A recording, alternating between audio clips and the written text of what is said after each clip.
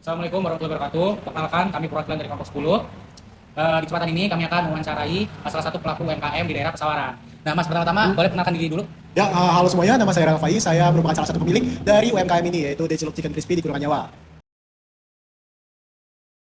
Nah, lalu boleh dijelaskan sedikit nih Mas mengenai UMKM Deceluk ini. Kapan UMKM ini berdiri, terus gimana perjalanannya?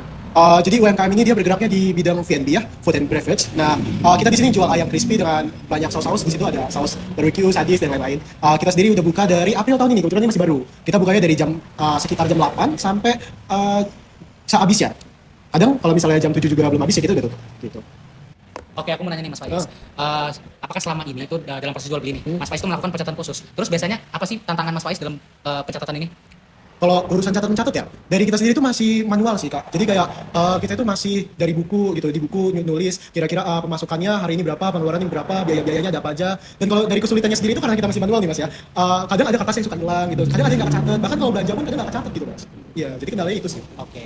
Nah, terus Mas Faiz, kalau boleh tahu, ada aset atau barang apa aja sih yang dimiliki UMKM ini untuk memulai bisnis ini? Lalu apakah UMKM ini tuh mencatat rincian beberapa biaya yang harus dikeluarkan untuk memperoleh aset atau barang-barang tersebut nih Mas? Oke, kalau untuk mulai usaha ini sendiri ya, saya waktu itu banyak ya jujur yang beli. Ini kayak saya beli kipas nih, display yang ini juga saya beli, terus meja dan beberapa bahan-bahan lainnya dan beberapa asetnya juga kulkas seperti itu. Nah, tapi kalau untuk mencatat mengenai asetnya dan juga biaya asetnya, saya belum catat sih. Jadi aset ini biayanya itu kalau misalnya dia rusak ya udah gitu.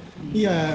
Nah, Mas Faiz, kalau boleh tahu nih, ada aset atau barang apa saja yang dimiliki oleh UMKM ini untuk memulai bisnis ini? Lalu, apakah UMKM ini mencatat berapa biaya yang rinci yang harus dikeluarkan untuk memperoleh aset atau barang-barang tersebut nih, Mas? Oke, jujur kalau untuk aset ya pasti banyak sih modal awal kan ya namanya. Di sini kayak misalnya saya beli kipas, saya beli banner, meja, terus di sini juga ada display ayamnya, terus banyak juga kayak kulkas di belakang, piring-piring dan lain-lain.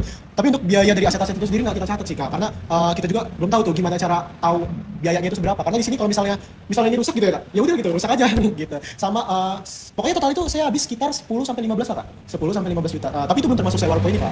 Oh, kalau boleh tahu, emang harga sewa rukonya berapa nih, Mas? Nah, kalau untuk ruko ini waktu itu saya sekitar 15 juta Kak. Nah, untuk aset-aset nih Mas yang seperti yang sudah sebutin tadi kayak misalnya kipas. Nah, apakah Mas ini sebagai pelaku UMKM itu memperkirakan nggak sih awalnya berapa sih umur kipas ini sampai kipas ini tidak dapat dipakai lagi? Kalau jujur kipas kayak yang tadi saya sebutin sih, kayak yang tadi saya bilang Mas, kita nggak memperkirakan umurnya. Jadi kayak kalau ya rusak, ya udah rusak gitu. Nah, tadi kan kita udah bahas aset nih, Mas. Kalau boleh tahu sekarang, berapa penjualan tertinggi dan terendah selama penjualan di UMKM ini berdiri dan beroperasi? Lalu, ada nggak sih kayak menu favorit yang sering di-order sama pelanggan? Jadi kalau misalnya selama ini berdiri nih ya, kalau selama ini berdiri itu kita kadang terendahnya itu pernah di 10 porsi Kak.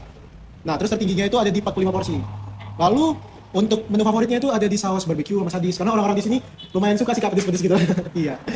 Kalau untuk minumannya gimana, Mas? Kalau untuk minumannya sih es teh sih Pak, saya banyak. Es teh, terus paling dikit tuh penjualan matcha. Oh. Iya. Nah, oke nih Mas Faiz. Iya. Aku mau nanya nih Mas, dari setiap makanan dan minuman yang dijual nih, berapa sih keuntungan yang Mas Faiz ambil ini? Keuntungan sekitar 40 sampai 50% Mas. Tapi kotor sih. Soalnya saya itu belum termasuk kayak listrik gitu Mas. Listrik, terus biaya sewa kan itu saya belum masukin di situ di 40 sampai 50% gitu. Itu juga masih perkiraan soalnya saya nggak tahu pastinya berapa. Nah, lalu untuk mengoperasikan UMKM ini nggak mungkin nggak pakai listrik dong, Mas. Nah, untuk listrik, sistem bayarnya itu per bulan atau menggunakan token. Terus, ada nggak sih biaya lain seperti biaya air gitu mungkin? Kalau untuk biaya air sendiri kita nggak ada sih Kak. Soalnya di sini kan sumber boran ya dari pemilik kosnya. Nah, paling kalau untuk token sendiri itu saya sekali ngisi bisa sampai sekitar 2 atau 3 hari gitu Kak. Nah, lalu ada juga kayak beban admin dari partner merchant gini kayak Gojek gitu Kak, GoFood, Grab gitu-gitu. Nah, Mas Faiz, aku mau nanya nih Mas. Mas kan selaku pemilik nih Mas ya, dalam berjualan ini di UMKM ini itu sendiri atau Mas Faiz ini memiliki karyawan? Terus gimana sistem pembayaran gaji karyawan nih Mas? Per bulan kah, per minggu atau apa? Jadi di sini itu saya ikut jualan sendiri Mas.